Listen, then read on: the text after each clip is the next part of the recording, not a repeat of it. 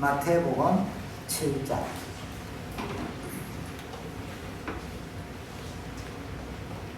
마태복음 7장 7절부터 12절. 신약성경 10쪽이 되겠습니다.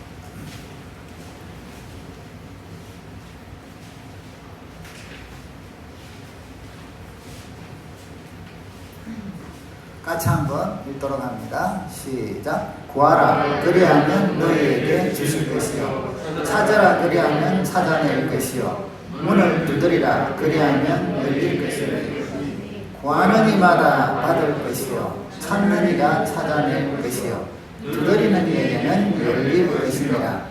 너희 중에 누가 아들이 떡을 달라 하는데 돌을 주며 생선을 달라 하는데 뱀을 줄 사람이 있겠느냐.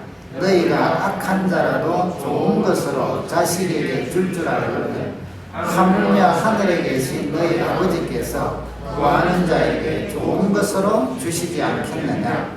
그러므로 무엇이든지 남에게 대접을 받고자 하는 대로 너희도 남을 대접하라. 이것이 율법이요 선지자이다. 아멘. 오늘은 기도에 대해서 두 번째 말씀을 드립니다. 지난 시간에 우리가 기도에 대해서 누가복음으로 말씀을 드리면서 초점이 있었어요. 가장 중요한 초점. 무엇이었죠? 뻔뻔하게 기도하는데, 뻔뻔하게 기도 좀 하셨어요? 네. 또 오늘 혹시 처음 오신 분들 무슨 이 교회는 뻔뻔하게 기도하는 경망스럽게. 자, 여러분, 우리가 신앙생활하고 말씀으로 살아가야 되는데 은혜를 받는다잖아요.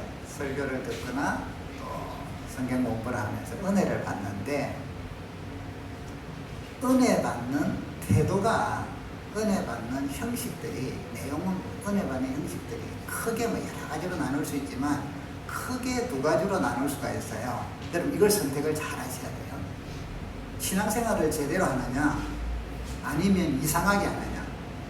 어떤 사람들은 교회생활 신앙생활 하다가 안 믿는 사람들이나 이런 분들은 빠질까봐 두려워요. 그죠? 왜? 깊이 빠지면 이상하게 가니까. 자, 그 이유를 여러분들이 잘 모르시죠? 제가 그림으로 사진으로 설명을 좀 해드릴게요.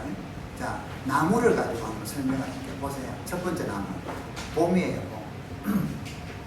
새순이 막 자라요. 봄나무의 숲들. 신선하고 얼마나 좋아요. 새 힘이 생기고. 자, 우리가 느끼는 감정과 은혜를 같이 비교를 할게요.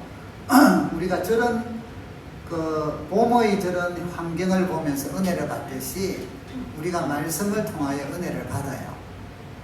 참 좋죠. 두 번째, 여름이에요. 여름에는 또 여름대로 울창하잖아요. 또 파릇파릇하고 막 싱그럽고 막 매미 소리도 들리는 듯하고 또 우리는 은혜를 받고 기쁘죠. 기뻐요. 또 세 번째 보세요. 가을에는 또 단풍이 막 멋있잖아요. 그죠? 또 저 단풍을 보면서 우리는 기뻐하고 감동을 받아요. 네 번째, 겨울이에요.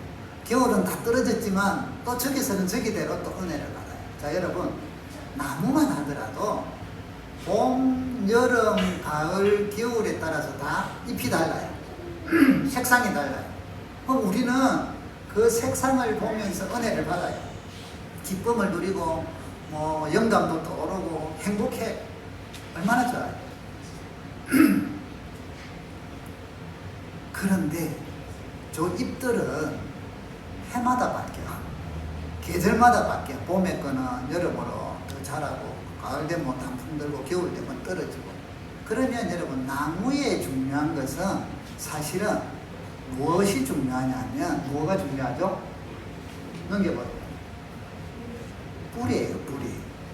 뿌리가 든든하면 비바람이 몰아쳐도 끄떡없어요. 그 나무는 그대로 있어서 봄이 되면 새순이 자라고 여름이 되면 풍성해지고 가을이 되면 단풍이 되고 겨울이 되면 좀 해도 가지는 그대로 있어요. 자, 뿌리와 저 나무 이게 중요해요. 나무는 저거 잘라버리면 또 뿌리가 없으면 봄이 돼도 아무것도 못 피죠. 여러분 우리 신앙생활을 하면서 은혜를 받는데 설교를 듣거나 성경 공부를 하면 하나는 목사님들이 참 성경을 갖고 잘 은혜를 줘요. 그런데 그 목사님들의 어떤 달변 혹은 의휘력 혹은 또 말을 조리 있게 잘해서 사람들의 마음에 감동을 주는 그런 어떤 능력, 그거 참 중요하거든요. 자, 그것만으로, 그래서 여러분들이, 나는 설교 듣고 은혜 받아 참 좋은데, 그것만으로 믿음 생활하면, 봄, 여름, 가을에 이거 바뀌는 것처럼요, 나중에는 이상한 데로 갈 수도 있어요. 그래서 이단들 중에 감동받고 막 이런다 하지. 저 사람은 이단은 듣기만 해도 막 소름이 끼치고 듣기만 해도 막 이런 분 없잖아요. 전부 다 이상한 신앙생활 하는 사람들 다 그게 은혜. 아까 가을 단풍 얼마나 좋아요. 막 확 끌려가잖아요. 막 단풍 구경 가고 우리는. 그러니까 그런데 뿌리가 잘못되어 있으면 말씀을 잘못 해석을 하거나 이해를 가르치면 은혜는 받는데 멸망의 길로 가요.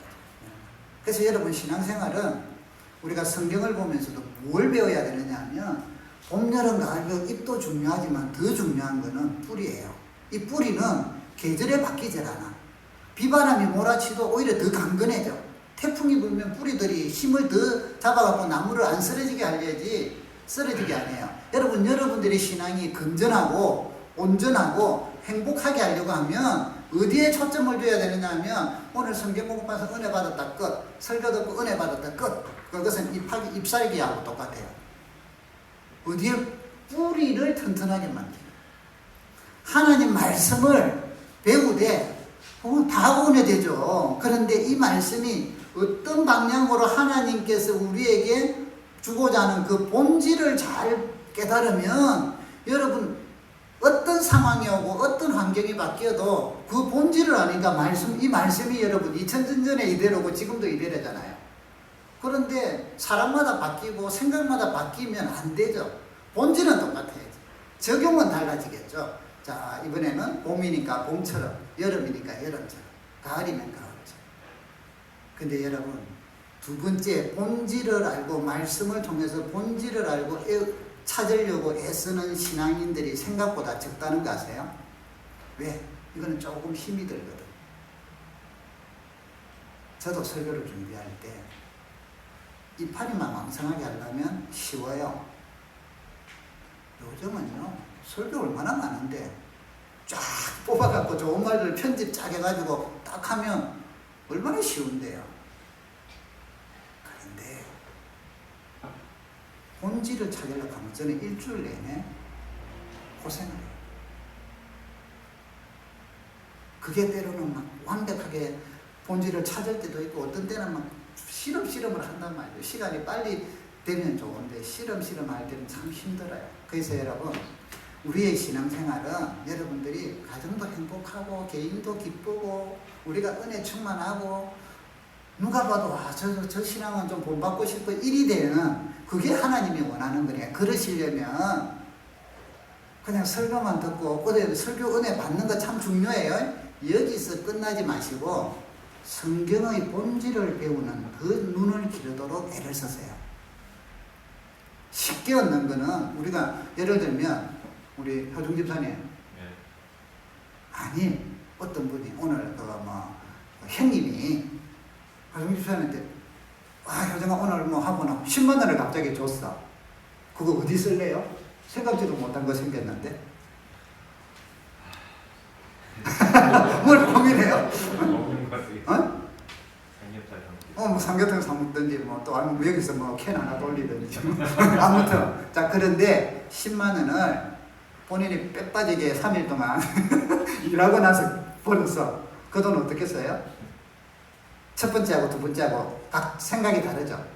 쓰는 용도가 다르죠. 여러분 내가 애를 쓰고 수고하여서 얻은 똑같은 돈 100만 원이든 10만 원이든 간에 똑같은 돈이라도 그곳에 나의 마음과 수고와 노력과 진지함이 정성이 들어가 있으면요 그것은 함부로 안 써요.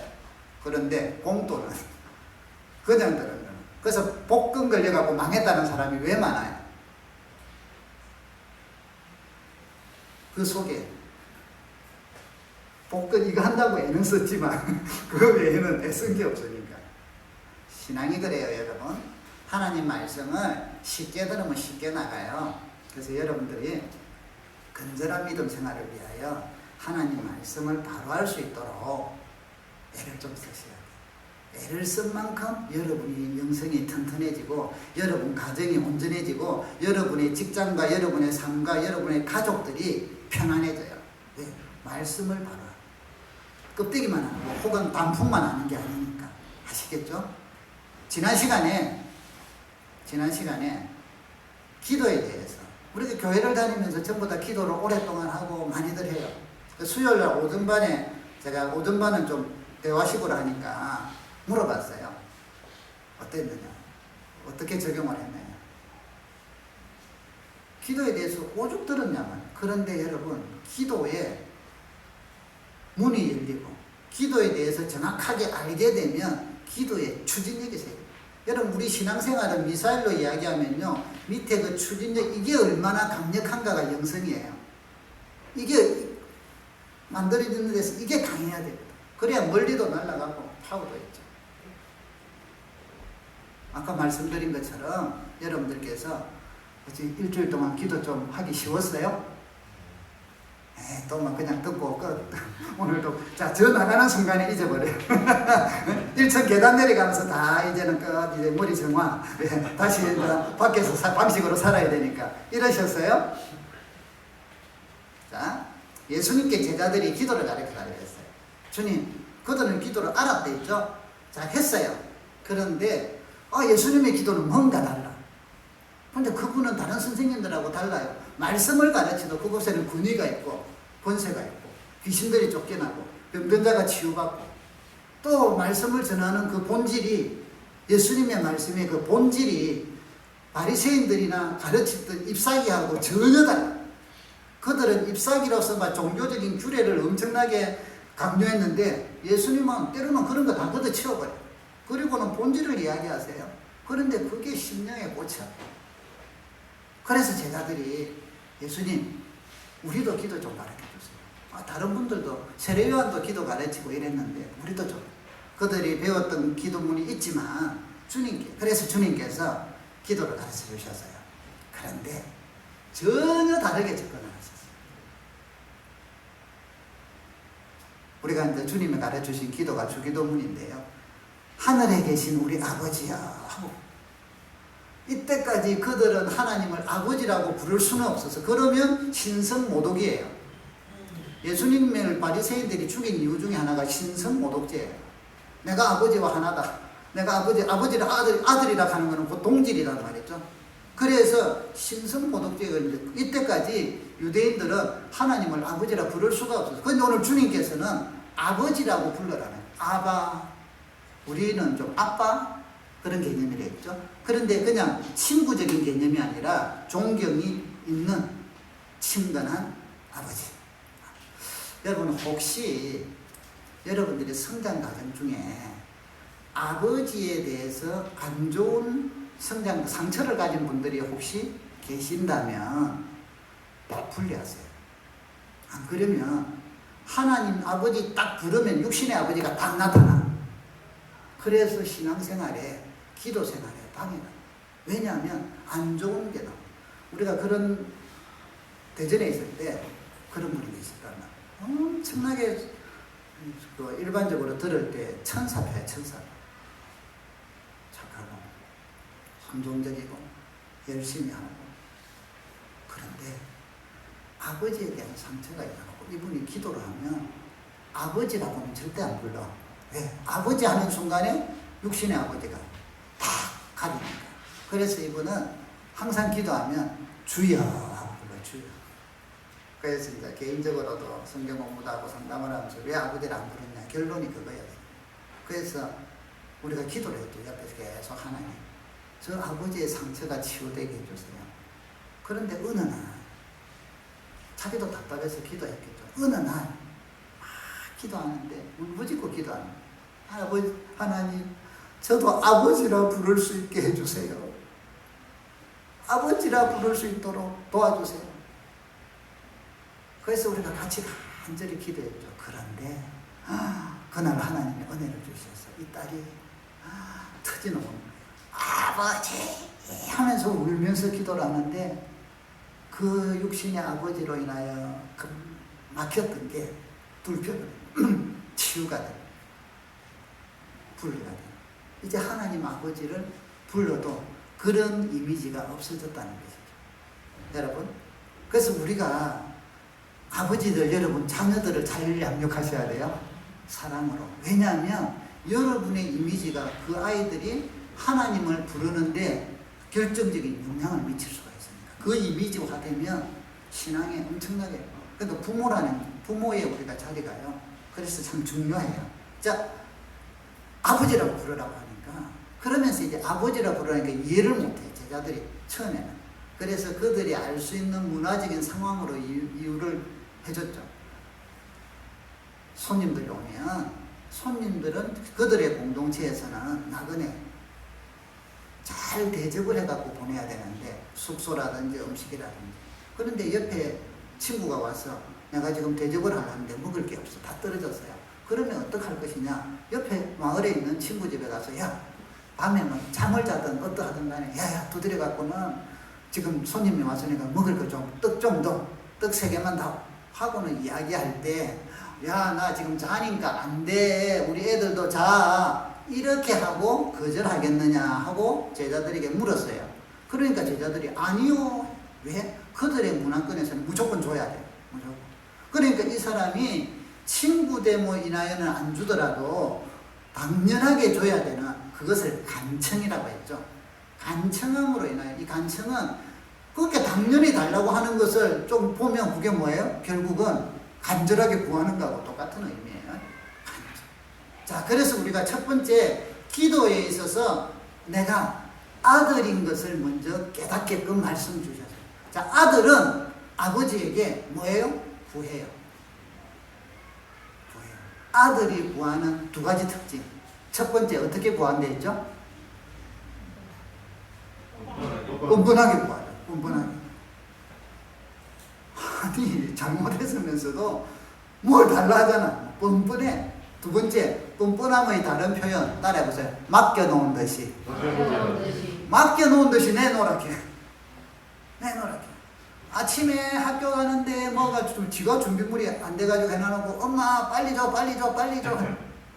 엄마한테 숨을 쉬고 뭐 돈을 찾으러 가야 되는데 호주머니 없으면 빨리 줘 늦다니까 이러면서 도로 협박에 나 간다 이게 자녀의 특권이란 말이죠. 여러분, 자녀는 아버지에게 뭐 하듯이 하느냐?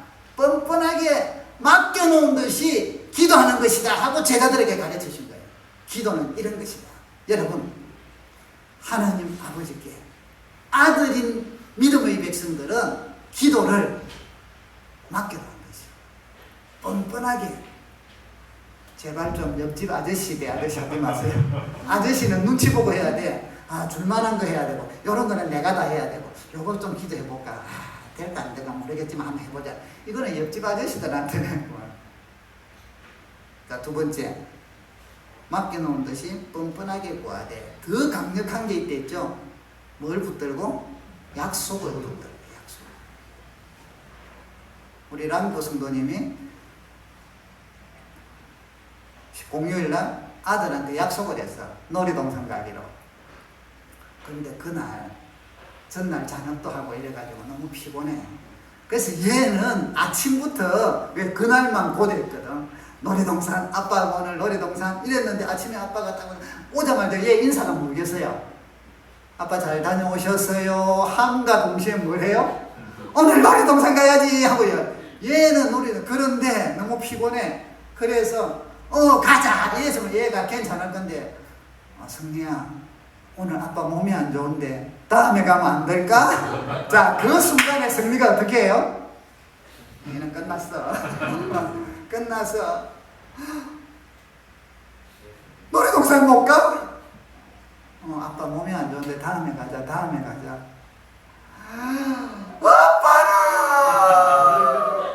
아빠는 그때부터 이제 우리 약속도 안 지키고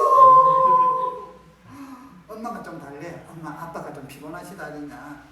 아빠는 약속도 그러면서 우는데 그치지라네. 할머니가 오셨어. 오전에 할머니 오셨어. 승리야 왜 울어? 얘 입에서 무슨 말 하겠어요? 아빠는 노래동산 간대놓고 안 가요. 아빠는 약속도 안 지키고 자는데 시끄러워가지고 잠도 안 와. 옆집 아줌마가 뭐 떡을 하나 가지고 와서 문 열는데 얘가 또 울어. 얘 너 왜 울어? 아빠는 우리 아빠는 약속도 안 지켜. 놀이동산 간다 해놔놓고. 자 여러분 이 아이가 언제까지 해? 들어 누있는 분 편해요 안 편해요? 우리 속된 말로 들어버서 가야 돼. 일어나서 들어가서 가야 돼. 알았다 갈게 이래갖고는 막 좀 10시나 12시나 돼서 어쨌든 가야만 얘가 뭐예요? 조용해져. 근데 얘가 주장하는 게 틀린 게 아니라서 그 정도 못해. 왜? 내가 약속했잖아. 그러니까 얘가 붙잡는 거는 딴 거 없어. 아빠는 약속도 안 지키고 아빠는 약속도 안 지키고 놀이동산 간다 해놔놓고 뭐 귀에 쩌렁쩌렁해. 여러분 주님께서 기도를 이렇게 하라는 거예요. 하나님께 하나님의 약속에 구하라 그러면 준다 하셨으니 하나님 구합니다. 하나님 아버지가 구하라 해놔놓고 구하는데 왜 응답이 없어요? 요게 기도예요. 아시겠어요? 그런데도 기도를 안 한다. 남은 집 아들 아니면 아버지가 아저씨다. 자, 이게 지난주였어요. 그래서 여러분 약속의 말씀을 묻다고. 그래서 주님께서 기도하실 때 요것만 지키면 돼요. 나는 열심히 구하되 너무 겟세마네 동산에서 십자가 지는 게 힘드니까 기도하다가 아버지 이거 좀 피하면 안 될까요? 피할 수 있으면 좀 피해 주세요. 이 잔을 옮겨 주세요. 그러면서 그런데 내 뜻대로 마시고 아버지 뜻대로 하세요. 주님이 가르쳐 아버지의 뜻이 이루어지나이다. 그래서 여러분 무엇이든지 구하세요. 마음 놓고 구하세요. 맡긴 듯이 구하세요. 약속을 붙들고 주장을 하세요. 그런데 아버지의 뜻이 이루어지도록 기도하세요. 안 그러면 여러분의 탐욕으로 빠지게 되고 우리의 잘못된 판단으로 하나님이 주면 지금은 좋은데 나중에는 어려움이 생길 수 있어요. 하나님은 다 아시니까. 여러분 그래서 성경에 보니까 좋은 것으로 주신다. 좋은 것으로. 자 오늘 여기 누가복음은 그랬는데 마태복음을 보세요. 여기 또 두 번째 비밀이 있어요. 자 7장 7절부터 11절까지는 누가복음에서와 동일한 내용이에요. 구하라 그러면 주실 것이고 찾아라 그러면 찾을 것이요 문을 두드려라 그리하면 너희에게 열릴 것이니 구하는 이마다 받을 것이요 찾는 이가 찾을 것이요 두드리는 이에게 열릴 것이니라. 너희 중에 누가 아들이 떡을 달라는데 돌을 주며 생선을 달라는데 뱀을 줄 사람이 있겠느냐. 너희가 악한 자라도 좋은 것으로 주시라. 여러분 그렇기 때문에 우리는 기도할 때 마음 놓고 기도해요. 여러분이 미리 이거는 들어주실 것인가 안 들어주실까 고민하지 마세요.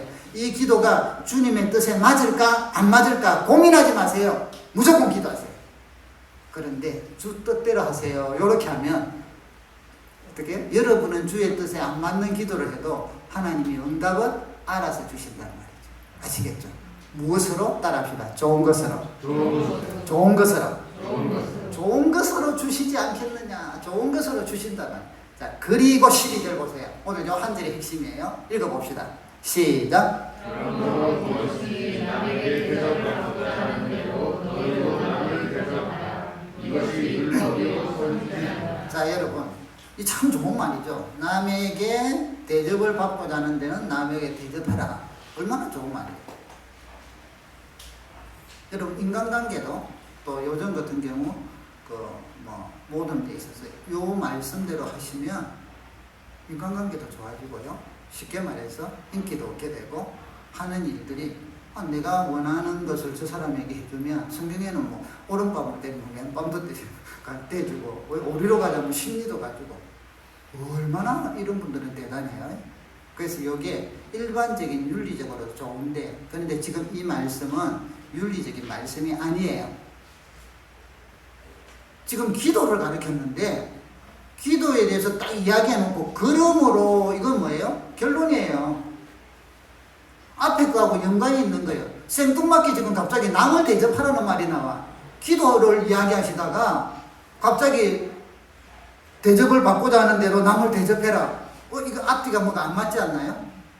그러니까 이 내용은 우리가 일반적으로 윤리적으로도 그거는 좋은 거니까 이 말씀은 남 대접하는 거 하세요. 그리고 사세요. 그러나 지금 이 첫 번째 본질적인 의미를 이야기하는 거예요. 본질적인 의미는 여기서 남 대접하고 지금 생뚱맞는 게 아니라 기도에 대한 이야기예요. 기도에 대한 결론. 구하라 그러면 줄 것이다. 찾아라 그러면 찾을 것이다. 문을 두드리라 그러면 열릴 것이다. 하나님께서는 좋은 것으로 너에게 준다. 그렇기 때문에 요렇게 해라. 요 말이거든요. 근데 지금 이 대접하라는 말이야. 남에게 대접을 받고자 하는 대로 너희도 남을 대접하라. 그럼 이건 무슨 말일까요? 다 잘라버리고 일반적인 밸류에서는 이해되는데 지금 기도의 결론으로서 남을 대접받고 싶은 대로 대접해라. 누구를 대접하란 말이에요? 지금 여러분 대상이 누구예요? 네? 하나님 아버지잖아요. 아버지께 기도하는데 열심히 구하라. 열심히 두드려라. 열심히 찾아라. 그러면 찾아질 것이고 받을 것인데 그분은 좋은 것으로 주실 것이다. 그렇기 때문에 너희들이 보통 사람들에게 남을 원하는 게 있으면 남에게 이렇게 대접을 받고자 하는 대로 대접을 하면 얻는 것처럼 하나님 아버지께 우리의 기도도 내가 하나님께 얻고 싶은 만큼 하나님을 대접하라는 거예요. 하나님을 대접하라니까 뭐로 대접해요? 헌금만 해라 이게 아니야. 하나님을 대접하라니까 뭐라는 게 다른 거 봉사만 해라 이게 아니라 지금 여기서는 기도를 가르쳐요. 기도를 가르친다는 것은 하나님을 대접한다는 게 뭐냐면 하나님을 전능하신 아버지로 대접하라 이 말이에요. 기도를 할 때 전능하신 아버지께 대접하라 이 말이에요. 자, 여러분 실제로 예를 들게요. 남자분에게 하려고 하니까 할 수 없네. 또, 자, 우리 효동 집사님 앞에 있으니까 재서가 돈이 5만 원이 필요해. 지가 게임 하고 싶던 학용품이 필요해.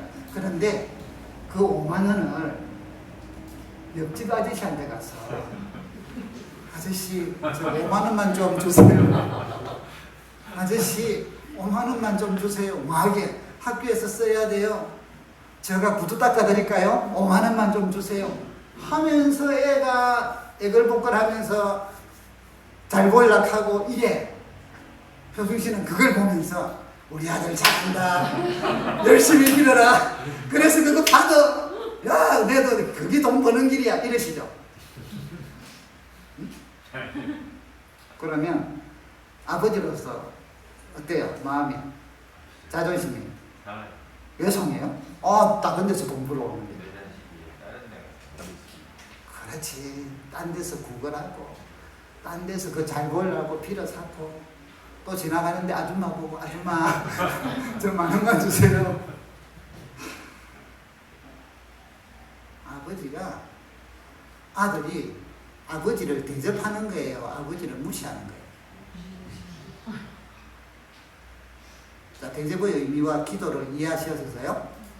여러분이 우리 믿음의 자녀가 하나님께 자녀로서 아까 맡긴 듯이 구하고 약속을 붙들고 구하고 또 자녀가 기도하는 이제 다른 측면으로 이야기합니다. 아버지를 무시하지 않고 아버지를 아버지로서 대접을 한다면 나에게 나의 삶의 생활 속에 필요하고 여러 가지 어려움들이 닥치고 문제가 있을 때 아버지가 전능하신 분으로 나의 목자로 대접을 한다면 그분에게 이야기해야지 점쟁이를 찾아가? 다른 사람을 찾아가? 밤새 막 끙끙 앓아? 이불 덮어 쓰고 막 어떻게 해야 될까 한숨 푹푹 쓰고 이게 다 뭐 하는 거예요? 하나님을 아버지로 대접하는 거예요? 아니면 아버지를 무시하는 거예요? 무시하는 거예요. 여기 대접은 바로 요 내용이에요. 여러분이 하나님을 진정으로 아버지로 전능하신 분으로 믿으신다면 그분을 대접하세요. 그분을 대접하는 게 무엇이에요? 정혜성군 대접하는 게 뭐예요? 헌금 많이 하는가? 대답이 안 나와요. 뭐예요? 기도예요. 기도. 하나님을 하나님답게 대접하는 것, 나의 아버지로 대접하는 것, 나의 아버지의 자존심을 세워주는 것, 나의 아버지를 존귀하게 해주는 것, 나의 아버지를 모든 세상에서 당당하게 이야기하는 것, 이 모습이 무엇인가? 기도가 대접하는 거예요. 기도가 대접하는 거예요. 그래서 이제는 제사가 5만 원이 필요해서 옆집 아저씨한테 막 그러니까 이리 와 제사 너 이리 와. 자스가 아빠가 5만 원이 없나? 하고 10만 원을 딱 줘. 그런 짓 하지 마. 내 자존심을 살려야 돼. 이제부터 옆집 아저씨한테 그런 거 하지 마. 왜 그래? 아빠가 있는데. 아빠가 그래 무능하냐? 그거 왜 그랬어? 여러분이 이제 왜 하나님께 기도 안 했어 하고 지금 하나님께서 물어보시는 거예요? 왜 기도 안 했어? 왜 안 했어요? 안 믿어줬어요. 하나님 능력이 없는 것 같았어요. 이 문제는 신경 안 쓰시는 것 같았어요. 자, 이런 대답을 우리는 해요. 그러면 제사가 그런 대답을 하면 아빠 돈 없을 것 같았어요. 아빠는 내 이야기 안 들어줄 것 같았어요. 아빠는 나에게 관심 없는 것 같았어요. 자, 그리 대답을 하면 네가 내 마음 어찌 그리 잘 알아? 이러면서 기뻐하시나요? 오 정답 이러시나요? 아니요. 자스가 아빠가 네가 최고인데. 오늘 여러분 기도는 하나님을 대접하는 거예요. 어떻게 대접하는 거예요? 그분이 전능하시고 나에게 좋은 것으로 주시는 아버지이신 것을 대접하는 게 기도예요. 여러분의 삶의 문제가, 여러분의 여러 가지 마음의 고민들이, 여러분들의 여러 가지 일들이 맨날 매일매일 파도처럼 새로운 게 밀려오지 않습니까? 힘들고, 그 인생이 참 어떤 면에서는 고생길이잖아요, 인생. 그런데 그 고생에서 희열을 맛볼 수가 있다. 파도 타기를 하는 사람들을 보면 저는 물에 들어가는 걸 싫어해요. 그래서 수영도 별로 안 좋아하고 파도 타기 이런 걸 가자 해도 막 구경만 하지 안 들어가는데 그 타는 사람들 보면 얼마 전에도 부산에 갔다 오니까 그 부산의 송정이라는 곳이 지금 파도 타기 그거 하는데도 아주 지금 그거 타는 뭐죠 그거? 요트는 아니고 그거 하는 게 아주 발달되어 있더라고요. 그래서 많이 타요.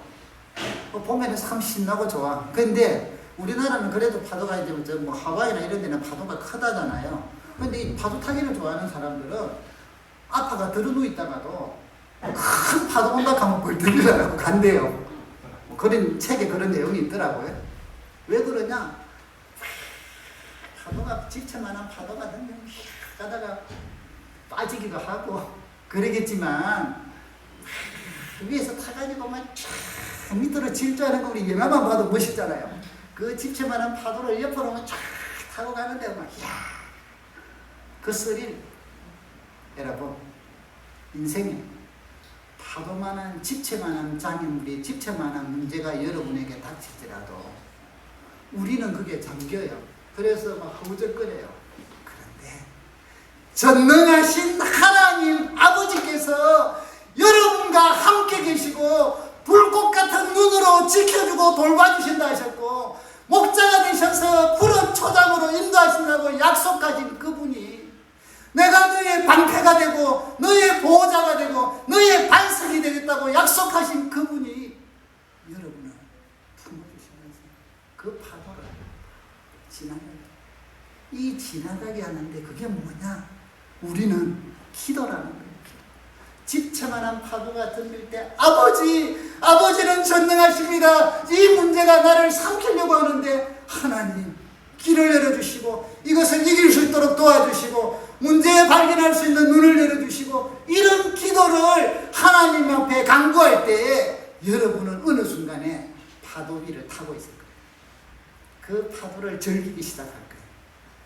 그리스도인이 된다는 건 여러분 믿음을 갖는다는 것은 단지 뭐가 부족하니까 쫄라가지고 하나님 아버지께 쫄라가지고 얻어서 그것 갖고 만족하는 이 정도는 그거는 기본이에요. 그거는 막 그냥 아이들 어린아이 때고 그리스도인이 된다는 것은 인생의 험한 파도가 밀려오고 생각지 못했던 물결들이 닥치고 험한 장벽이 오지만 그때 전능하신 하나님께서 아버지가 되셔서 우리를 붙드시고 우리를 도우셔서 그 파도를 타고 나가고 그 파도를 넘게 하시면서 인생을 새로운 바람을 맞으면서 즐길 수 있도록 행복하게 살 수 있도록 주님과 동행하는 것. 이게 그리스도인의 삶의 묘미라는 것입니다. 이걸 하나님 앞에서 못 찾으니까 사람들은 어디를 찾아요? 뭘 시작하려면 점을 봐야죠. 새 자동차를 사면 어떻게 해야 됩니까? 이 자동차 사야 나도록 돼지대가리 하나 올려놓고 콧구멍에다가 10,000원짜리 꽂아놓고 그래갖고는 우리 차 사고 안 나게 해주세요.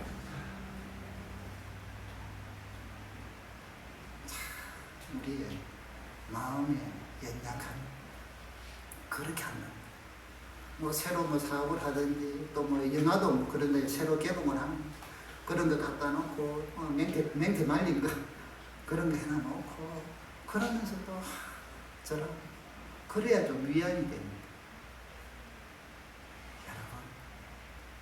여러분 오늘 주님께서 12절에 그러므로 기도에 대해서 말씀하시기를 남에게 대접을 받고자 하는 대로 너희도 남을 대접하라. 이것이 율법이고 선지자다.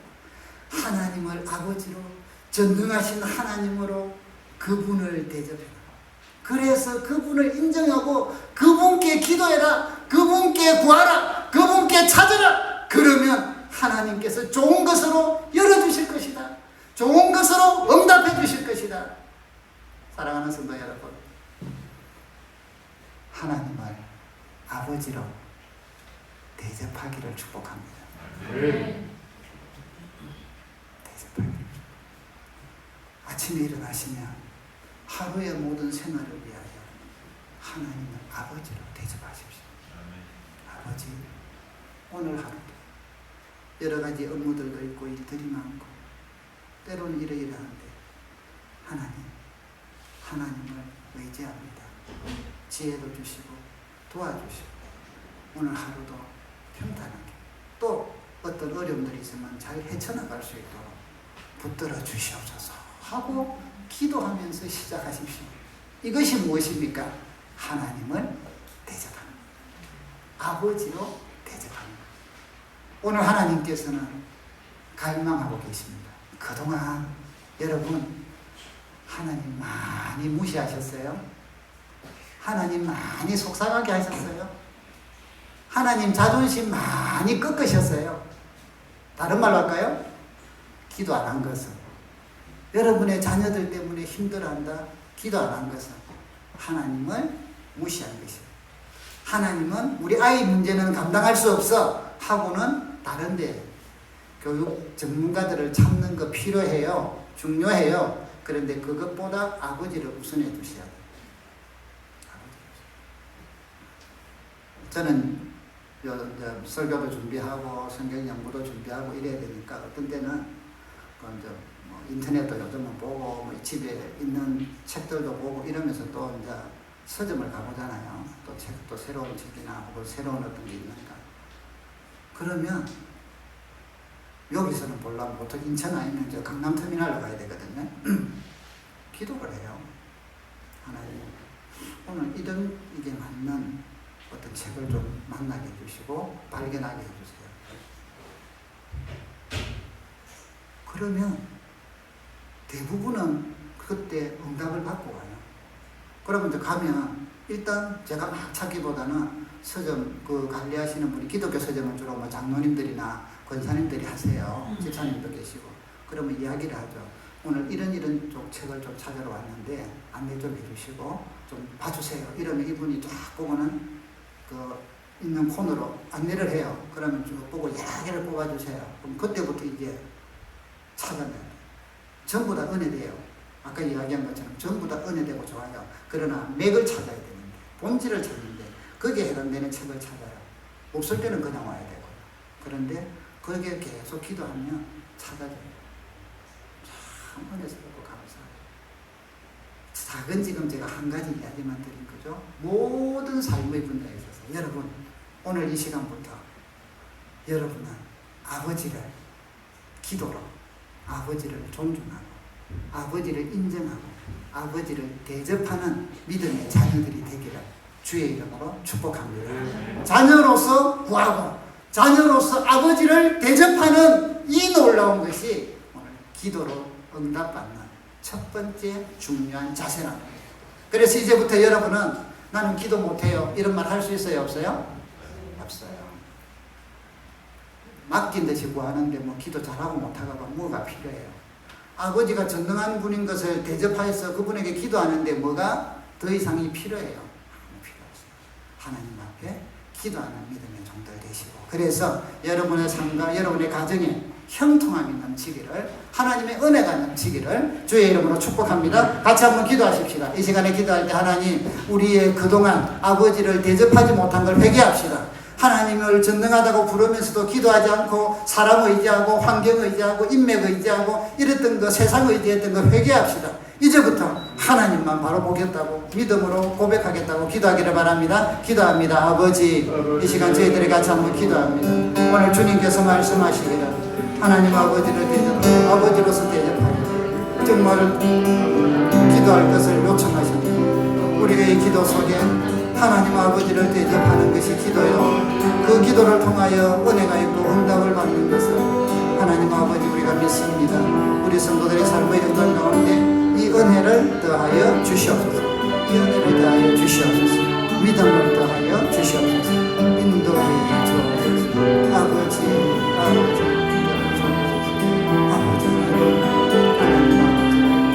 아버지를 대접하는 것을 전능자로 대접하는 우리 삶의 모든 것들을 기도하는 정말 되게 하여 주시옵소서.